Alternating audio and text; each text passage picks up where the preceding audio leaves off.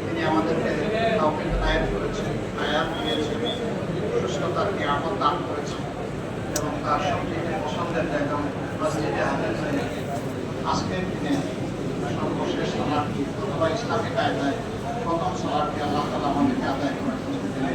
আলহামদুলিল্লাহ। আমাদের শুরু যখন প্রহরী হয়ে সকলের কানে যাচ্ছিল, মুয়াজ্জিন সাহেব বলছিলেন হাইয়া আলাস সালাহ, হাইয়া আলাস সালাহ, সবাই আসেন নামাজের দিকে, সবাই আসেন আল্লাহর দেওয়া কল্যাণের। এটা কিন্তু অনেকের কানে গিয়েছে, এখানে যারা এসেছেন আর যারা আসেন সবার কানে গিয়েছে, সবার আশা আশঙ্কিত হয়নি।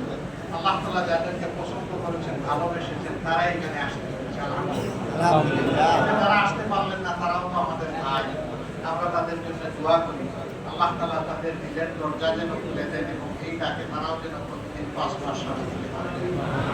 আল্লাহ যেন বাকি জিন্দেগি আমাদেরকে এই ডাকে সাড়া দিয়ে তার শানে রুকু এবং সিজদা করার, সালাত আদায় করার তৌফিক দান করুন। আপনারা ইতিমধ্যেই শুনেছেন যে আমাকে আপনাদের এলাকায় আমার দলের পক্ষ থেকে 11 দলের সমর্থনে এখানে প্রার্থী করা যাচ্ছে। আমি শুধু আপনাদের দোয়া আছে দুইটা। নাম্বার 1, আমার দ্বারা দেশবাসীর জন্য আমি যেন কারোর উপর জুলুম না করি, আর হক যেন নষ্ট না করি। দ্বিতীয় দোয়াটি হচ্ছে আমি যেন মহান আল্লাহকে ভয় করি, বাকি জিন্দেগি পুরো সময়টা আল্লাহ যে হালতে রাখেন আমি আল্লাহ শুকরিয়াও যেন আদায় করি এবং মানুষের হকের প্রতি আমি যেন যত্নশীল, আমি যেন মানুষের হকের পাহারাদার করি, চৌকিদারের ভূমিকা পালন করি। একই সাথে আল্লাহ তাআলার কাছে আমার বড়ই চাওয়া আল্লাহ তাআলা তার এবং তার দিনের করে চলে আমাকে যেন আল্লাহ শরীক হিসেবে এবং বড় পরিচিতির, বড় সৌভাগ্যের এই মন যাদের নসিব হয় আল্লাহ তাআলা তারা প্রিয় হয়েছে। আমি আমার জন্য মন ভরিতে দোয়া করি আর এই মজলিসে যারা এই আকাঙ্ক্ষা রাখেন আল্লাহ যেন তাদের সেই আশা পূরণ করেন। এখানে কথা একটা আছে, কথাটি হচ্ছে নবী করিম সাল্লাল্লাহু আলাইহি ওয়াসাল্লাম এবং তার হাতে গড়া সাহাবায়ে কেরাম রিদওয়ানুল্লাহি তাআলা আলাইহিম আজমাইন, বিশেষ করে খুলাফায়ে রাশিদিন, তাদের কি শাহাদাতের আকাঙ্ক্ষা ছিল? তাদের সাইফুল্লাহ, যাকে আধুনিক বিশ্বে একমাত্র মার্শাল বলে স্বীকৃতি দেয় সকল ধর্মের বর্ণের সকল দেশের মানুষ, তিনি যখন ঈমান আনেন নাই তখনও তিনি বিজয়ী, তিনি যখন ঈমান এনেছেন তখনও তিনি বিজয়ী। কোন যুদ্ধে পরাজয় তাকে স্পর্শ করে। তার কি শাহাদাতের আকাঙ্ক্ষা ছিল?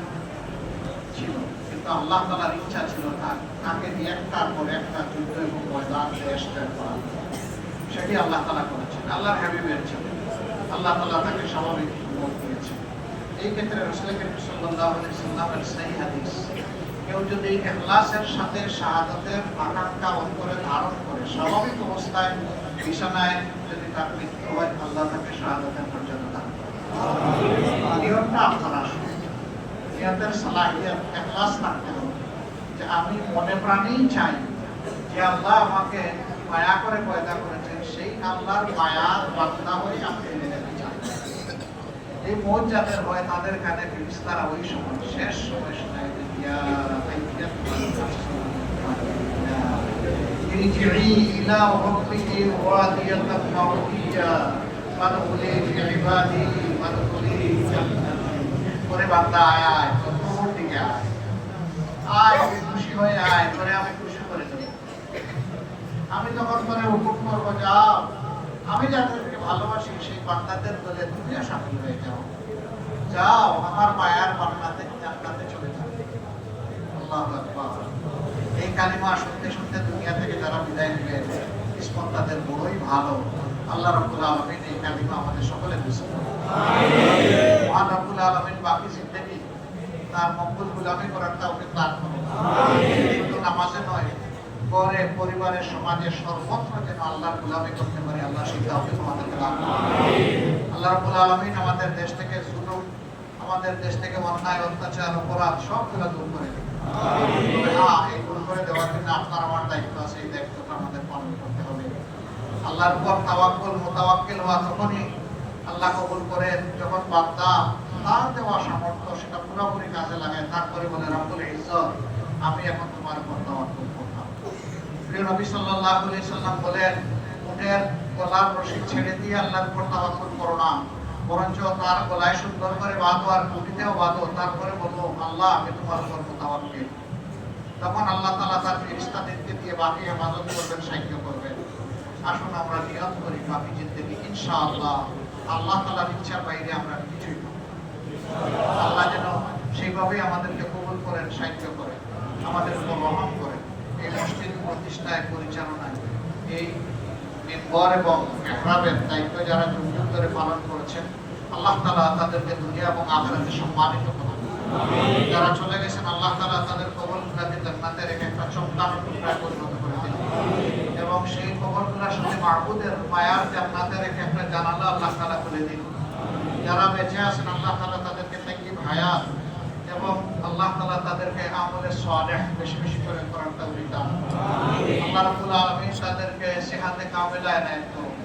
আমরা যারা ইমাম সাহেবদের পিছনে যুগ যুগ ধরে রুকু করেছি, ইক্তেদা করেছি, সিজদা করেছি, আল্লাহ রাব্বুল আলামিন আমাদের কিয়াম কিরাত রুকু সিজদা সবগুলোকে কবুল করুন।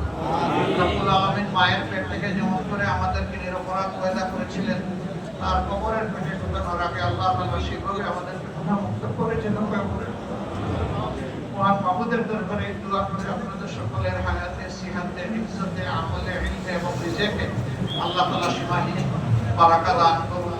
আমার জন্য আপনারা দোয়া করবেন, আপনাদের জন্য দোয়া থাকবে।